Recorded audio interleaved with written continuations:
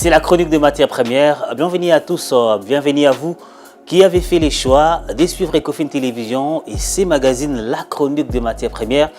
Les magazines qui vous mettent au parfum des différentes tendances des produits miniers d'exportation congolaise, mais aussi les produits agricoles ou encore le menu forestier d'exportation congolaise. On va commencer avec la toute première rubrique qui parle de l'information.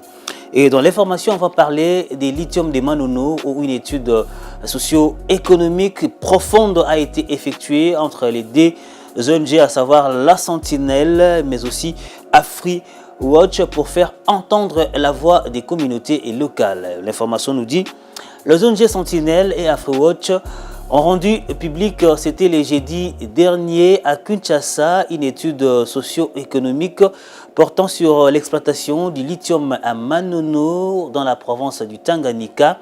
Menée en 2024, cette étude vise à garantir la prise en compte des besoins prioritaires des communautés locales face au développement de ces projets miniers. Elle ambitionne également d'optimiser les retombées positives tout en réduisant les impacts négatifs en vue d'un développement inclusif et harmonieux de la région. Une étude pour structurer les besoins communautaires, comme l'avait précisé Jean-Pierre Okunda, maître Jean-Pierre Okunda, qui est d'ailleurs le directeur exécutif de l'ONG Sentinelle des ressources naturelles. Il a dit, je cite, cette étude intitulée d'ailleurs, comme je le disais, faire entendre la voix de la communauté autour des projets de lithium de Manono. Ces projets visent à identifier les besoins prioritaires des différentes populations locales confrontées à un fort enclavement et à une précarité grandissante. Parmi ces besoins, l'accès à l'eau potable constitue une préoccupation majeure pour les habitants qui peinent à s'approvisionner en ressources hydriques de qualité. Il y a également la fourniture en électricité qui apparaît aussi comme une nécessité pour améliorer les conditions de vie et favoriser le développement économique de la région. De plus, on parle d'une situation qui est marquée par des tensions communautaires et juridiques.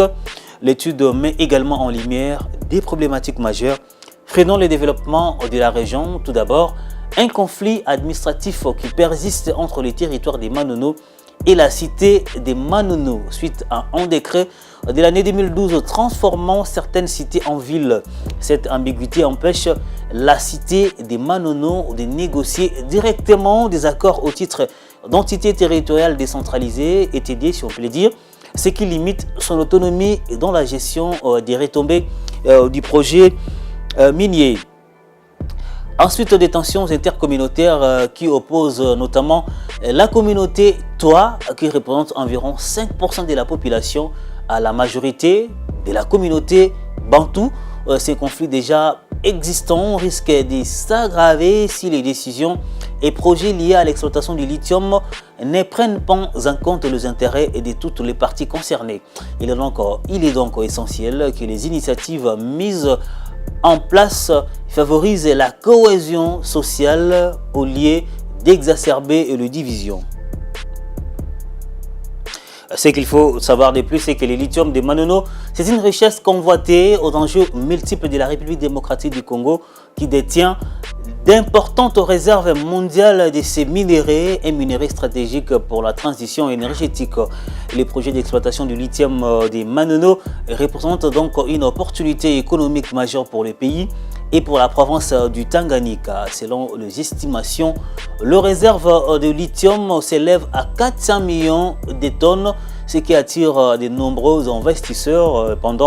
Cependant, plusieurs préoccupations demeurent, notamment l'impact réel des retombées économiques sur les populations locales qui reste encore incertain, tandis que des conflits juridiques opposent l'État congolais à certaines entreprises minières. Il faut encore savoir que l'exploitation du lithium pourrait engendrer des conséquences environnementales et sociales qu'il convient d'anticiper pour préserver les conditions de vie des communautés locales. Alors, des recommandations ont été formulées, notamment pour les développements durables face à ces enjeux. Sentinelle et AfriWatch formule plusieurs recommandations, à savoir la première qui concerne d'ailleurs la clarification du statut administratif des Manono afin de permettre à la cité de jouer un rôle actif dans les négociations. La deuxième insiste sur la nécessité de garantir une répartition équitable de bénéfices issus de l'exploitation du lithium afin que les populations locales en tirent profit. En outre, il est impératif de renforcer les capacités de communautés locales en leur fournissant des formations sur leurs droits, le développement local et les cahiers des charges. Enfin, la mise en place de mécanismes de dialogue est essentielle pour éviter l'aggravation des tensions intercommunautaires et favoriser une gestion concertée du projet minier. Cette étude réalisée en collaboration avec les communautés locales marque une étape essentielle pour une exploitation plus responsable et inclusive du lithium de Manono. On va parler des minerais.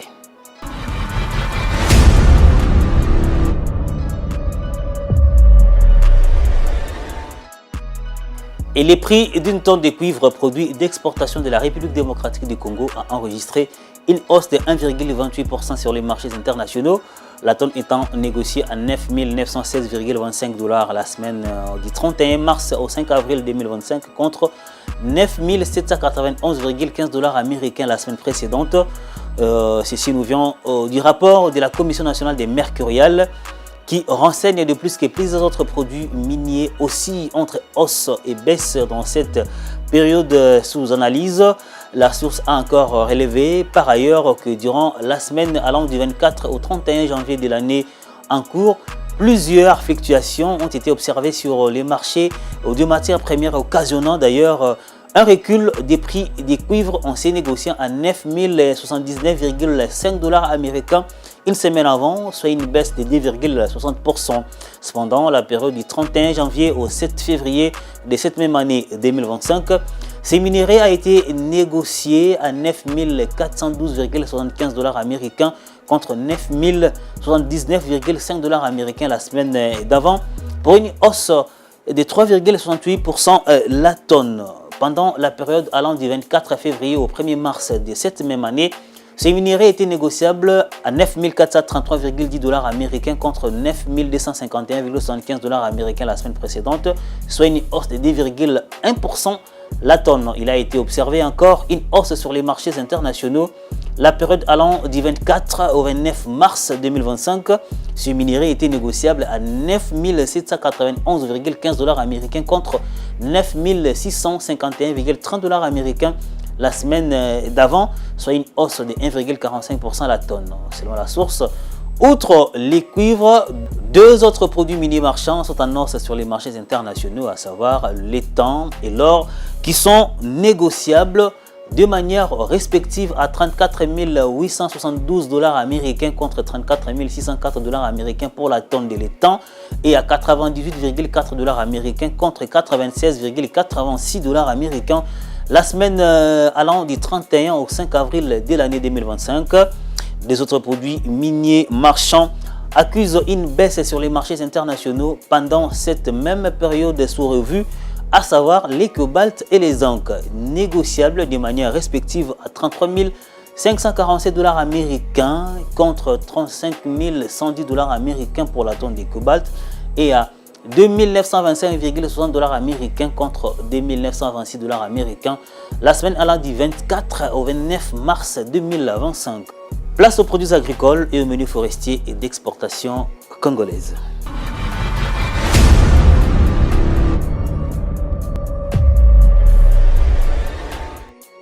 Toujours d'après les derniers rapports de la Commission nationale des mercuriales, le prix d'un kilogramme du cacao, produit d'exportation de la République démocratique du Congo, a enregistré une baisse de 0,25% sur les marchés internationaux en se négociant à 7,88 $ américains les kilogrammes la semaine allant du 31 mars au 5 avril de cette même année 2025 contre 7,90 $ américains la semaine précédente. Selon la même source, outre les cacao, aucun autre produit agricole et menu forestier n'est en baisse sur les marchés.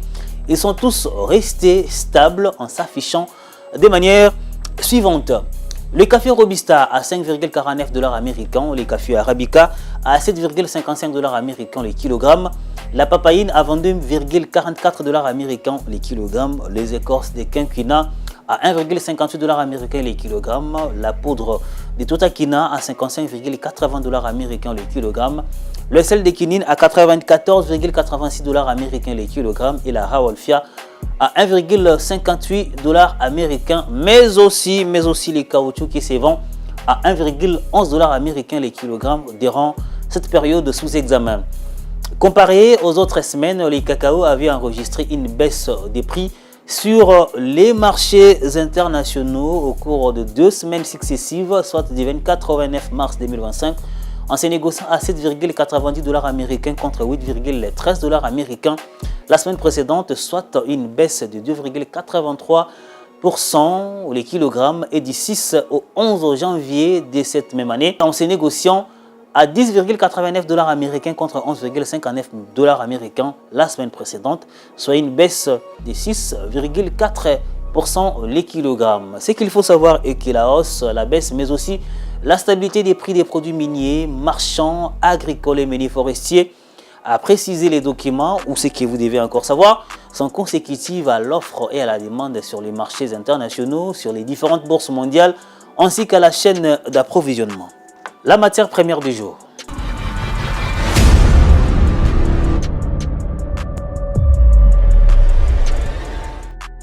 Pour ce numéro, c'est une principale source d'aluminium au monde et peut varier de la terre très douce à la roche très dure. Elle peut se présenter sous forme de terre compacte, rouge, jaune, à la fois friable et récimentée, ou des petits galets ronds, rouges, pisolites, ou des grosses pierres dures, pâles, roses, blanches et polies. Ce numéro nous parle du bauxite.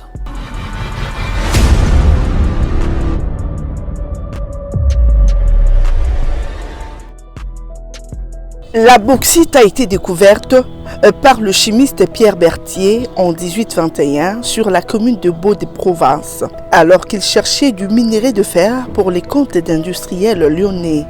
Il lui donna le nom de terre d'alumine de Baud.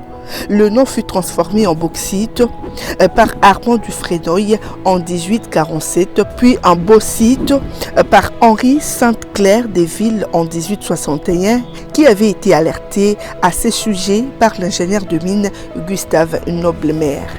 Le premier site d'industriel producteur d'aluminium au monde utilise la bauxite qui est amenée à Salandre dans le Gard dès 1860. La bauxite est issue de l'altération de roches contenant des minéraux argileux. La République démocratique du Congo possède certains des gisements de bauxite les plus importants et les plus riches du monde, avec des réserves comprises entre 100 et 150 millions de tonnes, contenant 42,6% d'alumine. La bauxite se rencontre à Sumbi et à Sanzala, avec une teneur de 48% d'alcool. Les ressources de phosphate de Fondu Nzombe dans le district du Bas-Fleuve sont estimées à 70 millions de tonnes brutes, en une teneur moyenne de 27% en P205. Sur le Shanghai Future Exchange, la matière première atteint la valeur record de 779,77 $ par tonne. Voilà qui boucle et complètement ces numéros de la chronique de matières premières. Pour la rubrique information, nous disons merci à Daniel Baouna depuis mine.cd. Merci à vous pour l'écriture, merci à Charlie Mankassia, merci à Joël Koudji Kabangou, merci beaucoup à vous, Célé Chamala, merci à Grace Louyanga pour la programmation et la production. Prochain numéro, la semaine prochaine, avec les mêmes plaisirs. D'ici là, portez-vous bien.